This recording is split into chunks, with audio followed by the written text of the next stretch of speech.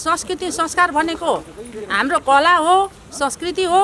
संस्कृति भनेको इतिहास हो। यो इतिहास हामीले जोगाएर राख्नुपर्छ। कुङ्कारा चरा भन्ने हुन्छ, त्यो पनि उधौलीमा चाहिँ ओह्रालो झर्छ, त्यसको बथा नै हुन्छ। काराङकुरुङ चरा फेरि उकालो, त्यो गरमको सिजनमा चाहिँ तपाईँको उकालो जान्छ।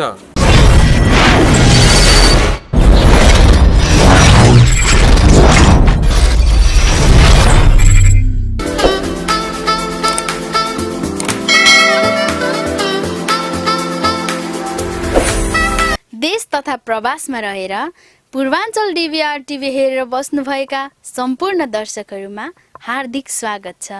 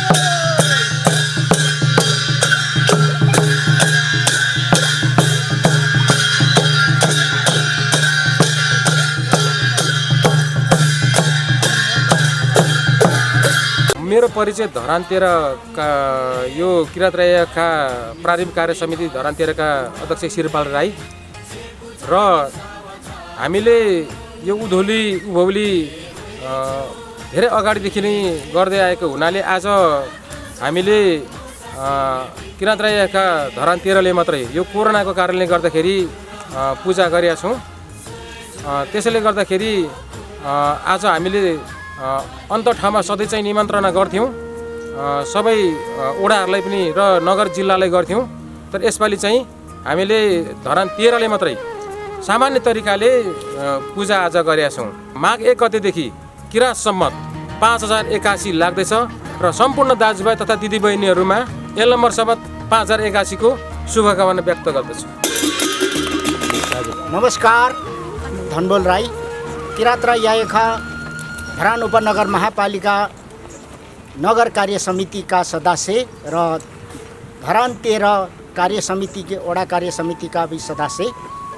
आज हाम्रो किरात राई यायोखा का महान चाड साकेला उधौलीको शुभ उपलक्ष्यमा म देश तथा विदेशमा रहने सम्पूर्ण महानुभाव बुवा मुवा दाजुभाइ तथा दिदीबहिनीहरूमा हामी किराँतीहरूको 2077 सालको किराँत राईहरूको साकेला उधौलीको महान चाडको उपलक्ष्यमा हार्दिक शुभकामना व्यक्त गर्न चाहन्छु।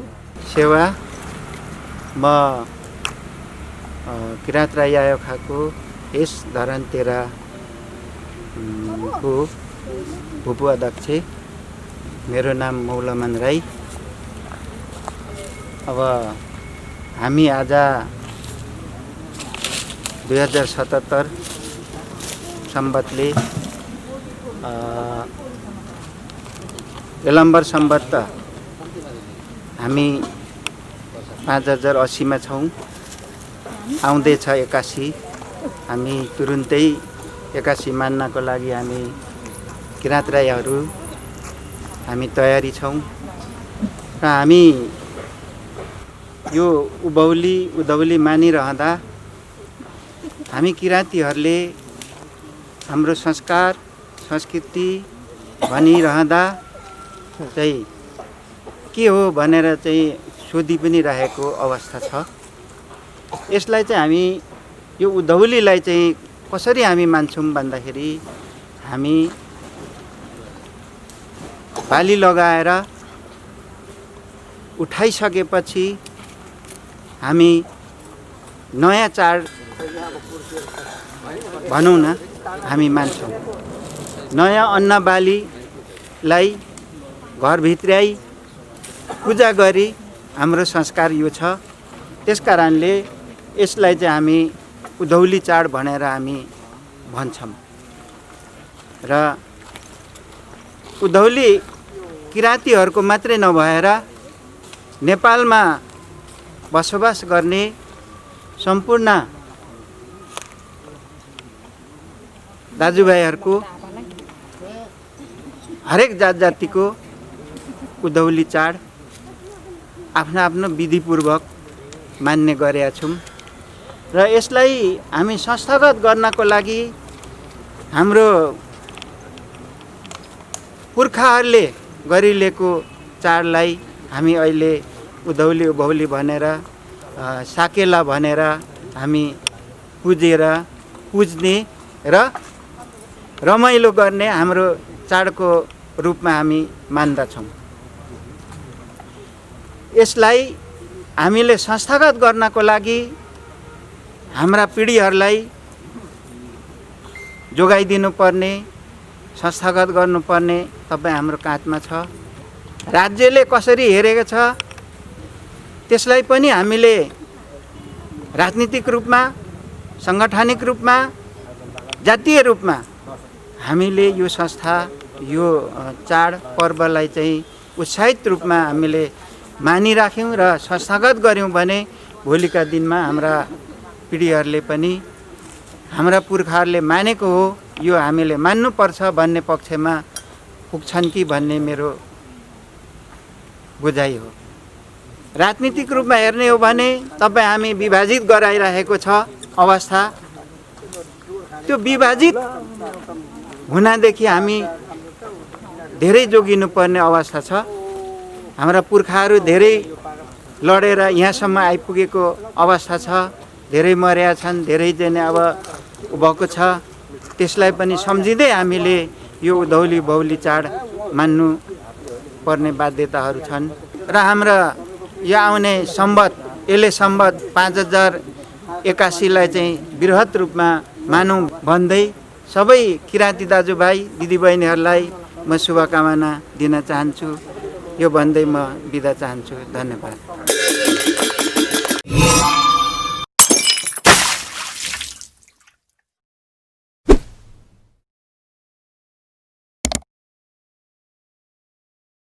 देश तथा प्रवासमा रहेर पूर्वाञ्चल डिभिआर टिभी हेरेर बस्नुभएका सम्पूर्ण दर्शकहरूमा हार्दिक स्वागत छ। सेवा म किराँत राई आयोखाको जो 13 नम्बर वार्डको सल्लाहकारको रूपमा म छु। मेरो नाम देशबहादुर राई र आज यो हाम्रो महान चाड हो किराँतीको। यो चाडलाई हामीले यसरी नै भव्य मनाएर जानुपर्छ। यो हाम्रो एउटा ठुलो संस्कृति हो। त यसको लागि चाहिँ सबैले मिलिजुली यसमा मेजोरिटी हुनुपर्छ अनि हामीले आफ्नो भावी सन्तानहरूलाई पनि बाटो देखाउनु पर्यो। हाम्रो जो किराँत राई आँखाको आज साकेला पर्वको उधौलीको शुभकामना म व्यक्त गर्दछु। सेवा दाक्छु।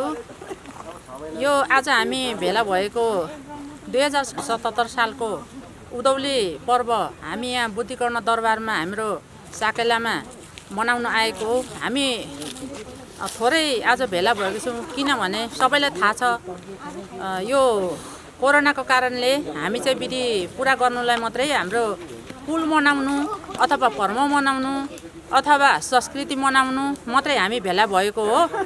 मेरो नाम चाहिँ मनकुमेरी राई, 13 नम्बर वडाको यायोखाको किराँत राई यायोखाको सल्लाहकार मात्रै हो। र हामी चाहिँ यो उधौली पर्व किन मनाउँछौँ भन्दाखेरि उभौलीमा हामी वैशाख पूर्णे जेठमा कहिले पर्छ कहिले वैशाखमा पर्छ। त्यो चाहिँ हाम्रो खेतीबाली राम्ररी होस् भनेर अनि रोग व्याधा नलागोस् भनेर नयाँ साल मनाउँदै मनाउँदै हामीले उभौली पर्व मनाउँथ्यौँ। आज उधौली पर्व चाहिँ सालभरिको खेतीपाती भित्रायौँ अनि खेतीपाती चढायौँ। हाम्रो सधैँभरि यसरी नै भूमि पूजा गर्नुपर्छ भनेर हामी आज देश विदेशमा रहनुहुने सम्पूर्णलाई देखाउन अनि हामी आज मात्रै होइन वर्षौँ वर्ष पुरानो कालदेखि नै हाम्रो बाजे बराजु जुजु बाजेले मनाउँदै आउनुभएको हामीले त्यही सिक्दै आएको। अझै धेरै हामीले अहिले आधुनिक भएर हामीले गरिरहेको छौँ न, तर त्यति बेला यस्तो प्रचार प्रसारको कोही क्यामेरा थिएन, टिभी थिएन, मोबाइल थिएन र त्यति बेला मान्छेले नथपाएको मात्रै हो। योभन्दा भव्य रूपले हामी मनाउँदै आएको थियौँ। अहिले आधुनिक भएर देश विदेश धेरै मान्छे जाने भएकोले पछाडि परिरहेको छ, तर हामीले मनाउनु पर्छ, उजागर गर्नुपर्छ।